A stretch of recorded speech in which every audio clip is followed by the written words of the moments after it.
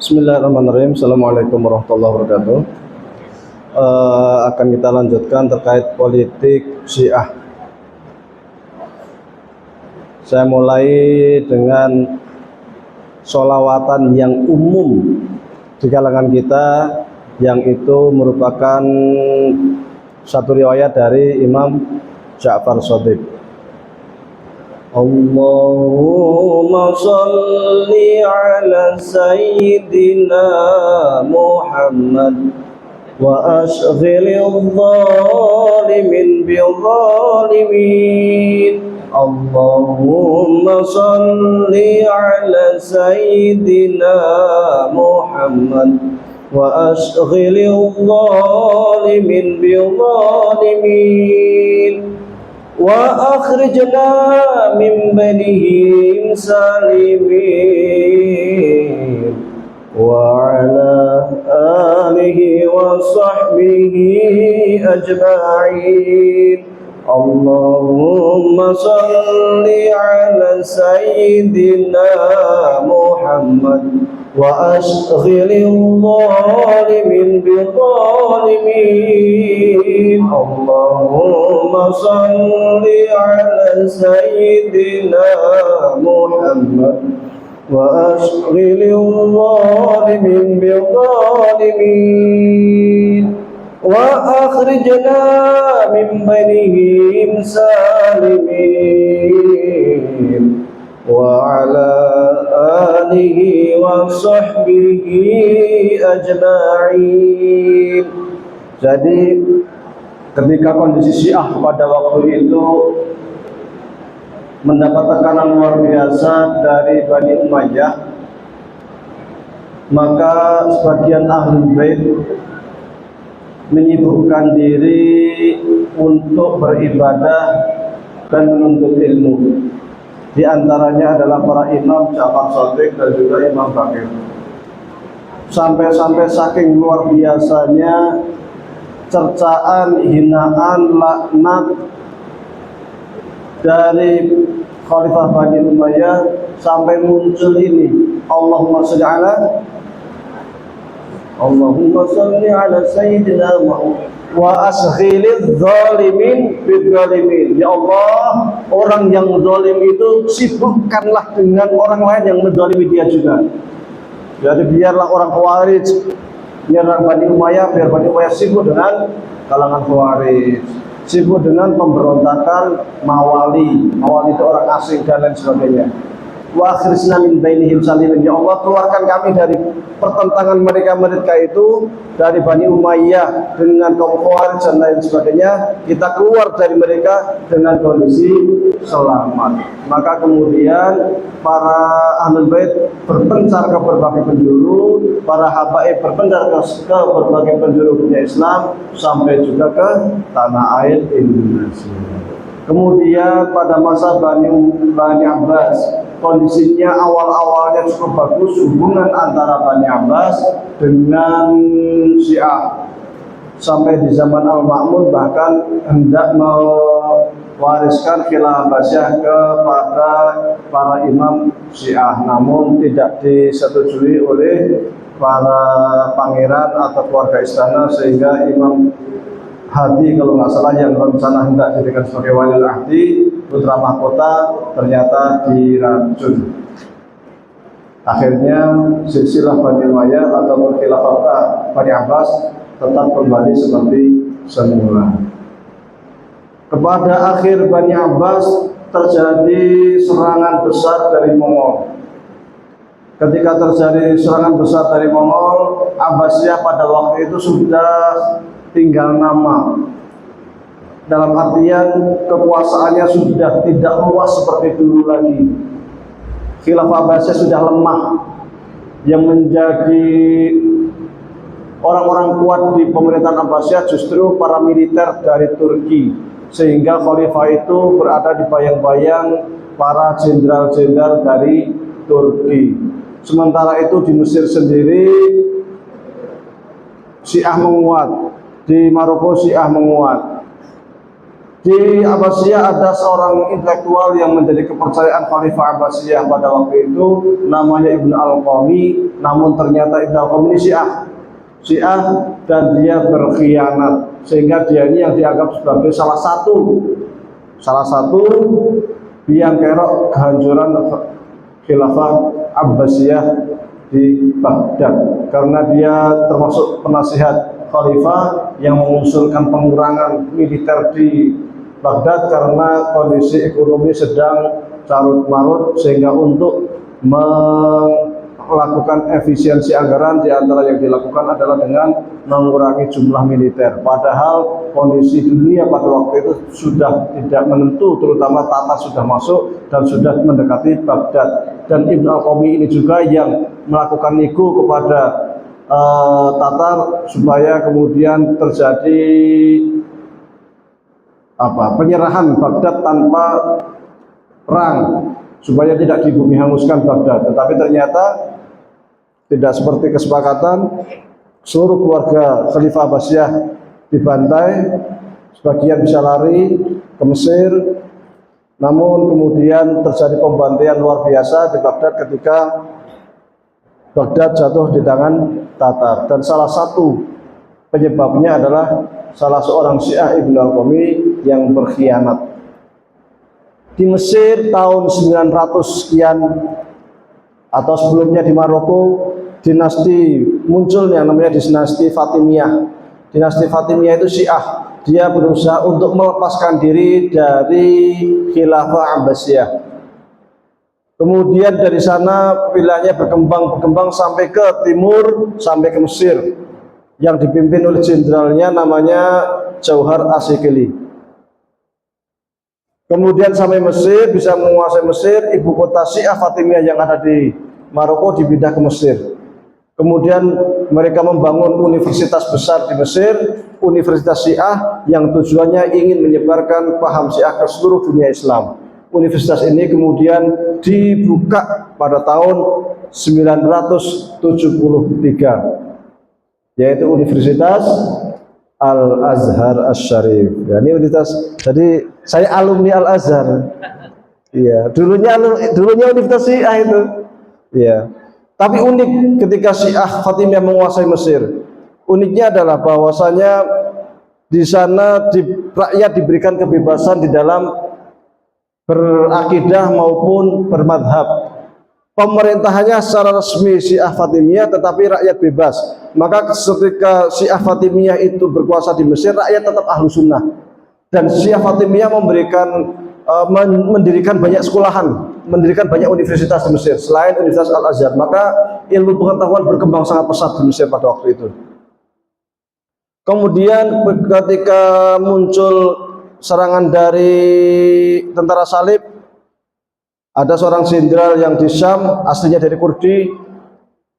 Awalnya tentara militer biasa, naik pangkat menjadi seorang jenderal besar. Dia adalah Salahuddin Al-Ayyubi, yang kemudian dengan pasukannya ke Mesir bisa menghancurkan dinasti Fatimiyah di Mesir, kemudian mengganti dinasti di Mesir dengan dinasti Ayyubiyah yang berpaham ahlu sunnah wal jamaah.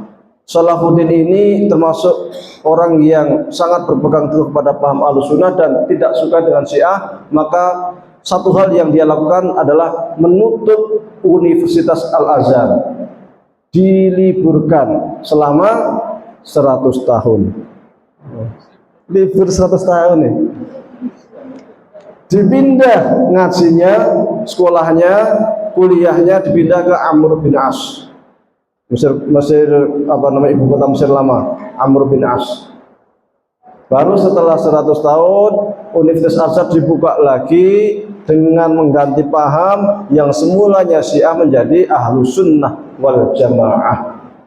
Maka di Azhar diajarin sampai sekarang pahamnya ahlu sunnah wal jamaah, Asy'ariyah atau Maturidiyah atau Athariyah. Secara fikih di Azhar itu ada diajarkan ya Syafi'i, ya Maliki, ya Hambali, ya Hanafi. Kita orang Indonesia biasa kalau ke sana disuruh nulis formulir ketika hendak masuk sekolah atau universitas, mazhabnya apa gitu.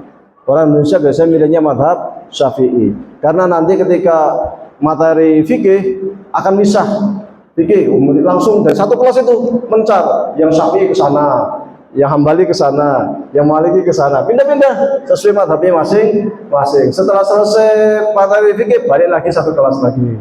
Iya, buku diktanya beda. Makanya Azhar itu kuat di madhab fikihnya karena seperti itu.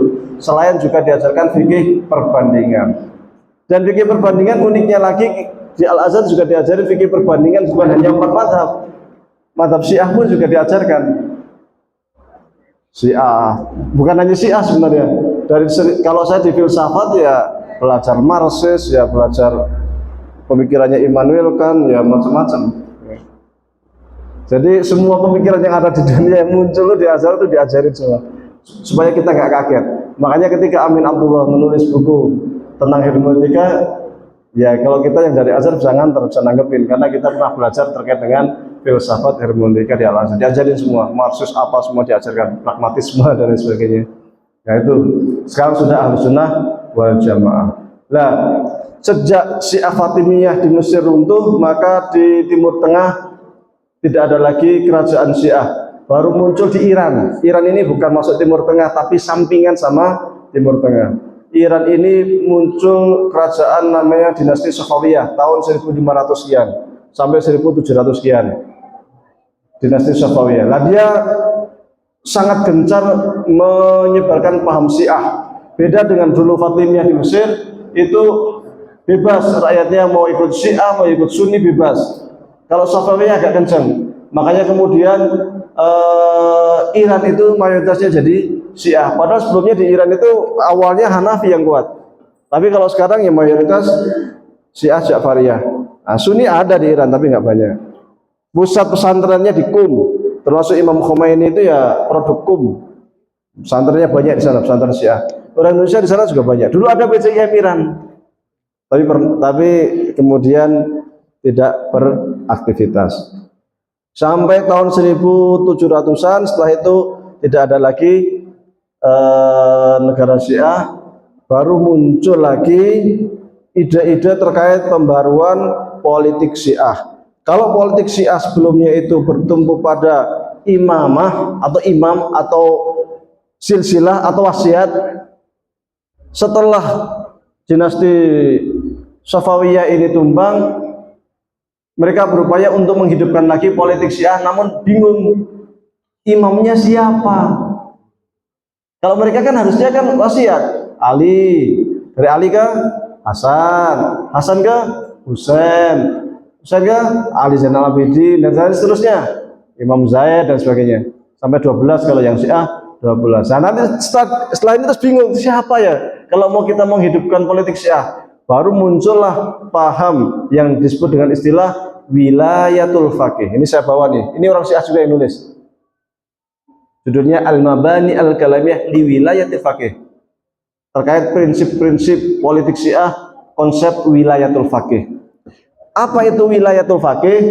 Wilayatul faqih itu adalah bahwa tatkala imam ghaib itu belum ada, karena menurut mereka imam itu ada 12 sampai 11.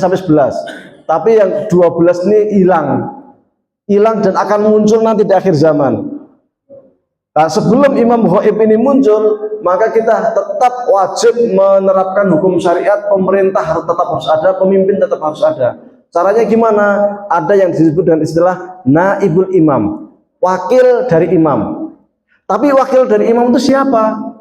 Wakil dari imam itu mereka kemudian membuat kelompok yang disebut dengan para fuqaha, para ulama. Lah, kelompok para ulama inilah kemudian nanti yang akan bermusyawarah memilih salah satu dari mereka yang layak untuk menjadi pemimpin. Lah, pemimpin inilah yang disebut dengan naibul imam, wakil dari imam. Kumpulan para fuqaha ini yang mereka berusaha untuk membumikan hukum Islam ini disebut dengan istilah wilayatul faqih. Wilayatul faqih ini mulai makin menguat di masa Bakir Sadr. Bakir Sadr itu dari Irak.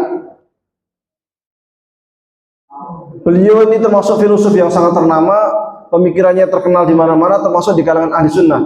Buku yang sering dijadikan pegangan ahli sunnah karya Bakir Sadr adalah Iqtisaduna tentang ekonomi Islam, yang kedua falsafatuna, tentang filsafat Islam atau ilmu kalam modern. Dua buku ini meskipun karya Syiah tetapi banyak kalangan ahlu sunnah yang memegang membaca buku ini. Bahkan Syekh Azhar sendiri sampai memberikan rekomendasi istilahnya, buku ini layak untuk dibaca.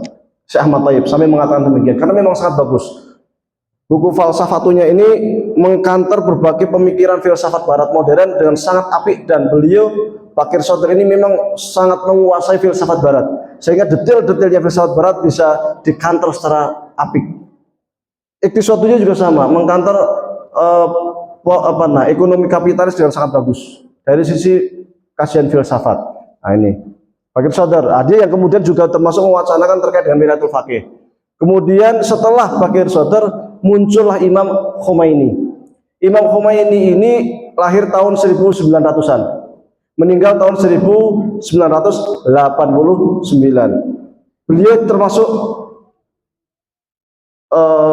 tokoh Syiah yang sangat terkenal, cerdas, pinter, fakih, belajar berbagai macam cabang ilmu pengetahuan, termasuk filsafat, mantik, hadis, kalam, fikih, luar biasa, termasuk ensiklopedia lah, pemikirannya banyak.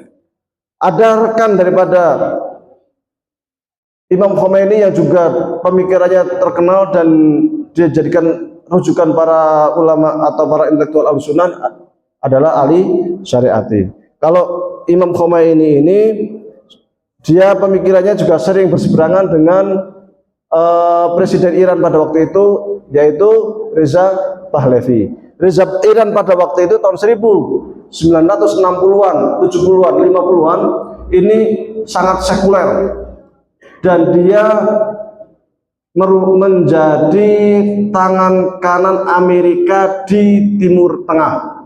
Waktu itu Iran ini didukung Amerika, ya, didukung Amerika. Kemudian Irak dekat dengan Rusia. Pada tahun 1950-an, 70-an, Reza Pahlavi sangat sekuler dan sangat tidak suka dengan para ulama, termasuk para ulama Syiah ya. Maka ketika Imam Khomeini ini memberikan kritikan tajam terhadap kebijakan-kebijakan Reza Pahlavi, maka Imam Khomeini termasuk masuk penjara, pernah dipenjara, termasuk juga dibuang ke Perancis. Namun dari Perancis ini membuat semacam gerakan rahasia dengan agen-agen rahasia untuk menyebarkan pemikiran keislaman terkait dengan Wilayatul Faqih, sehingga ide-ide Wilayatul Faqih ini berkembang di Iran. Tapi komandonya adalah Imam Khomeini yang ada di Perancis. Sampai akhirnya tahun 1979 ini terjadi demonstrasi besar-besaran di Iran yang berusaha untuk menggulingkan Syah Iran Reza Pahlavi, yang akhirnya tumbang Reza Pahlavi. Waktu itu rusak kuat-kuatnya, jadi agak mirip dengan Soeharto sebenarnya. Lagi kuat-kuatnya tapi jatuh di tangan rakyat sendiri. Setelah itu kemudian Imam Khomeini balik ke Iran, disambut jutaan massa di bandara. Kemudian Reza Pahlavi diusir dari Iran, pergi kemana-mana, semua negara tidak ada yang berani menerima Reza Pahlavi. Ke Perancis, ke negara barat yang dulu itu mendukung Reza Pahlavi, ketika Reza Pahlavi sudah jatuh, tidak ada satupun negara yang berani menampung. Akhirnya Mesir merasa kasihan, diterimalah Reza Pahlavi di Mesir. Karena diterima di Mesir, akhirnya dia terbang ke Mesir, sakit di Mesir, meninggal di Mesir, dikuburkan di Mesir. Iran marah besar dengan Mesir karena dianggap secara tidak langsung mendukung Reza Pahlavi, padahal maksudnya Mesir adalah sebagai ya sama manusia lah, kita harus baik-baik lah. Masa di mana-mana cuma sini nggak terima, sini nggak terima, sini kan kasihan gitu kan, kita terimalah kan gitu. Tapi itu menimbulkan problem politik sehingga Iran menarik duta besarnya dari Mesir, ditutup. Akhirnya sebagai timbal balik Mesir juga menutup kedutaannya di Teheran. Kemudian di Iran sendiri ketika terjadi revolusi, Amerika juga marah besar karena kedutaan Amerika didemo dan diduduki oleh rakyat Iran. Maka kemudian Amerika mengirimkan pasukannya, terutama pasukan udara, untuk menghancurkan Iran. Tetapi satu keanehan terjadi, pesawat di udara yang jumlahnya sekian banyak saling tabrakan di udara.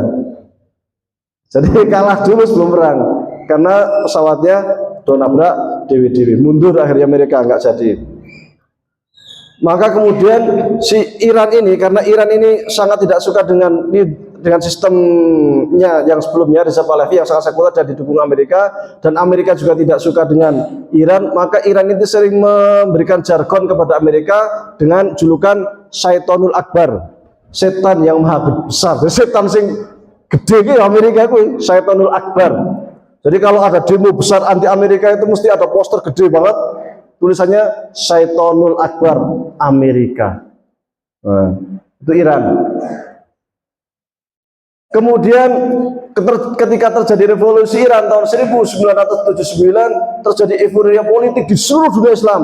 Wah, luar biasa Iran bisa berani melawan Amerika, bisa mengalahkan Amerika. Akhirnya yang namanya simbol Imam Khomeini ini menjadi simbol perlawanan dunia Islam. Termasuk di Indonesia, buku-buku karya Imam Khomeini banyak. Dari situlah mulai masuk ajaran Syiah itu ke Indonesia. Karena awal-awalnya itu ya karena merasa hebatnya Imam Khomeini ini, dan kemudian Imam Khomeini ini punya ide untuk mengekspor revolusi Islam baik ke negara yang mayoritas Syiah maupun Sunni. Kalau yang Sunni silahkan rakyatnya demo kepada pemerintahannya supaya menerapkan syariat Islam, yang Syiah juga sama silahkan. Irak pada waktu itu 60% Syiah. Yang Syiah yang perbatasan dan Iran mulai muncul demonstrasi di Irak, sehingga kemudian Saddam Hussein pada waktu itu mulai melakukan serangan kepada para milisi dari orang Irak sendiri yang berusaha untuk melawan Saddam Hussein, melakukan pemberontakan. Karena dalangnya ini adalah Iran, dan para demonstran yang ada di Irak yang perbatasan dengan Iran ini, yang dari orang-orang Syiah ini didukung oleh Iran, maka kemudian Saddam Hussein melancarkan serangan kepada Iran. Maka terjadilah perang saudara antara Irak dengan Iran sampai berapa tahun? 10 tahun. Baru perang saudara ini selesai, nggak ada yang menang, nggak ada yang kalah. Semuanya kalah karena kan banyak yang meninggal, dana keluar apa macam-macam kan. Jadi luar biasa itu perang Irak-Iran itu, sampai lagu qasidah ya. Perang Irak-Iran terkenal sekali waktu itu. Baru kemudian tahun 1989 sebelum Imam Khomeini meninggal dunia, dilakukan pembicaraan antara Imam Khomeini dengan Saddam Hussein, di mana pada waktu itu kemudian di antara kesepakatannya adalah menyudahi perang saudara. Akhirnya selesailah perang saudara antara Irak-Iran, damai. Kemudian tidak berselang lama Imam Khomeini meninggal dunia. Ketika Imam Khomeini meninggal dunia ini, yang mengarak jenazah beliau sampai ke pekuburan 1/4 penduduk Iran, jutaan. Maka dalam sejarah ada dua yang tokoh yang ketika meninggal diiringi oleh ribuan jutaan orang. Yang satu itu Imam Khomeini, yang satu Imam Sya'rawi, ulama Mesir. Imam Sya'rawi itu kalau ketika meninggal lautan manusia, luar biasa. Kalau Imam Khomeini ini sampai yang enggak ngubur sampai bingung, karena nggak bisa jalan, lautan manusia semua, nggak bisa jalan. Akhirnya pakai helikopter mau turun nggak bisa, bawahnya itu manusia semua, putar sampai bingung. Sampai berapa lama itu, saking banyaknya rakyat Iran yang hendak ikut bertakziah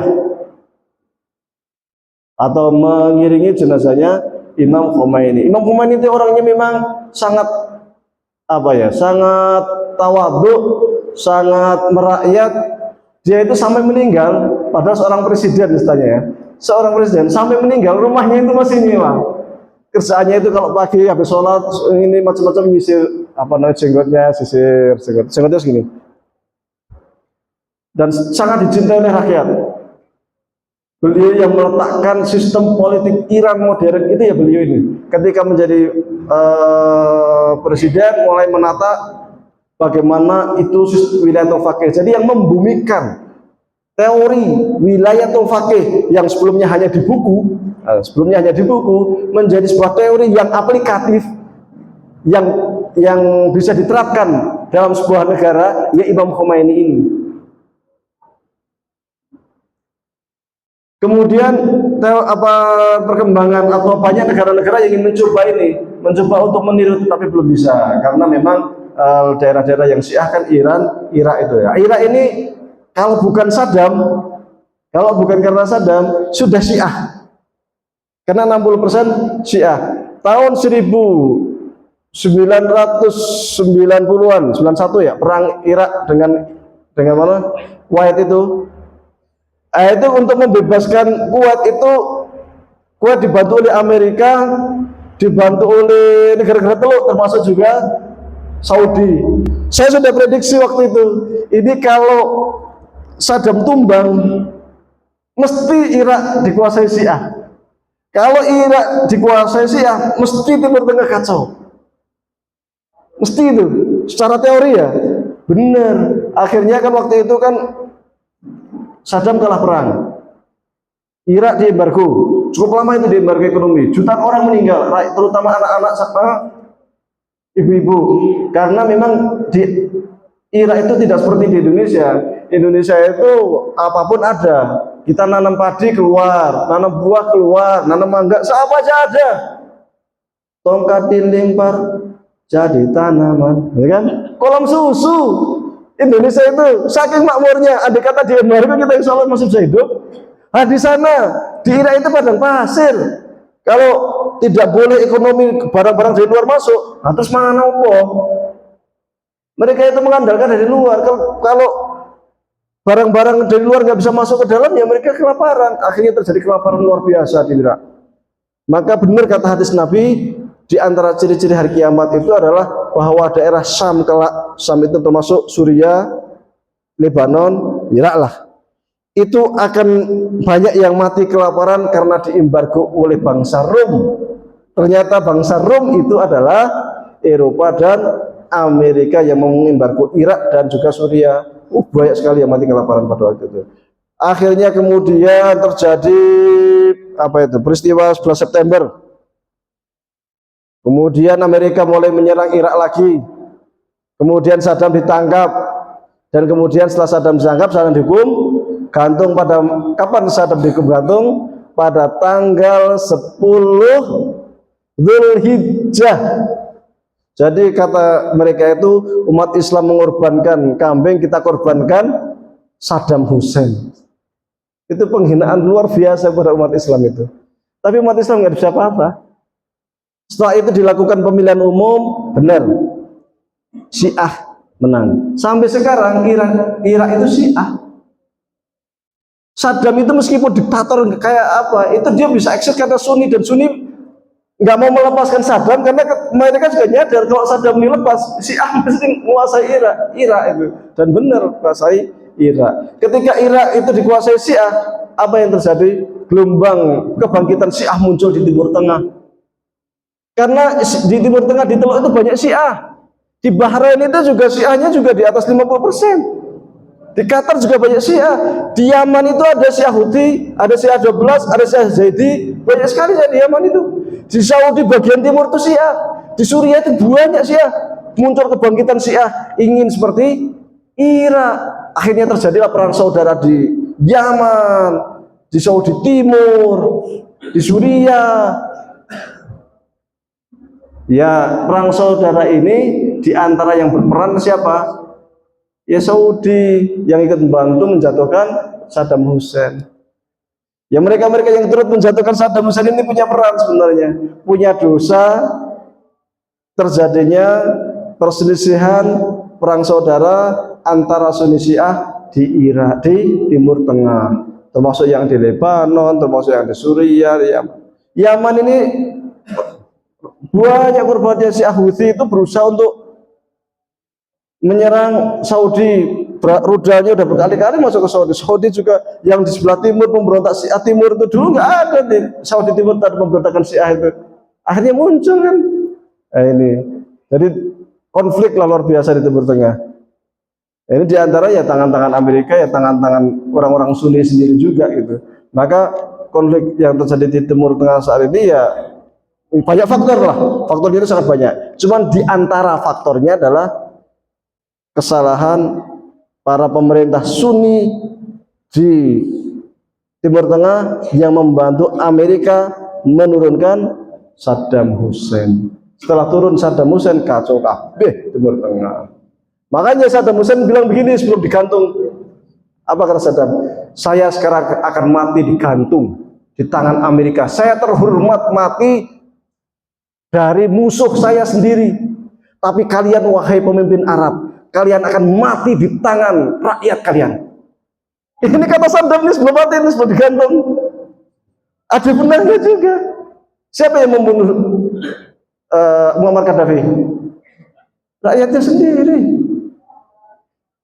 Yang demo di Suriah, yang apa itu, rakyat sendiri semua demo. Yang di Yaman. Jadi yang menurunkan Husni Mubarak, ya rakyat sendiri gitu.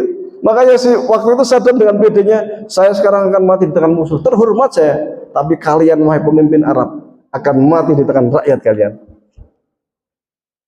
Dan Saddam memang orator orangnya, pemberani. Ketika digantung pun tidak digantung itu dia santai, sempat orasi, sempat mengancam Syiah, dan sempat menyampaikan kata terakhir yang seperti itu. Itu Saddam Hussein. Nah, dari sejak tadi itu revolusi Iran tadi tahun 79, Syiah mulai berkembang di mana-mana, termasuk juga di Indonesia. Di Indonesia kemudian ada Yayasan Mutahari, yayasan apa macam-macam. Kemudian mulai bangkit di daerah Bangil.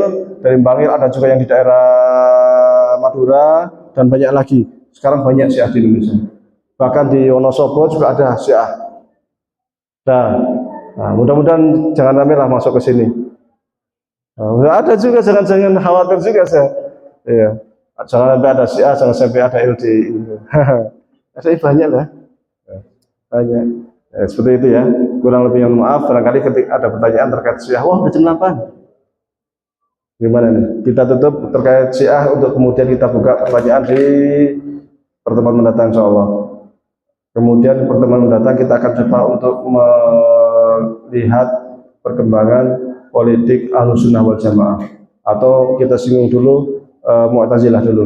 Mu'tazilah nggak akan banyak karena di dalam dunia politik Islam tempo hari, tempo dulu dan saat ini Mu'tazilah tidak banyak berkiprah kecuali hanya sebentar pada masa Abbasiyah 3 Khalifah. Kalau Syiah sampai sekarang masih.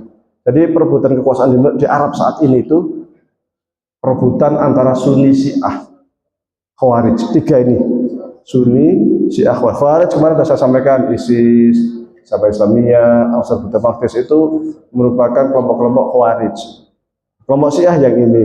Nah, nanti ada kelompok Ahlussunnah. 3 ini konflik sejak zaman Ali bin Abi Thalib sampai saat ini saling berebut kekuasaan.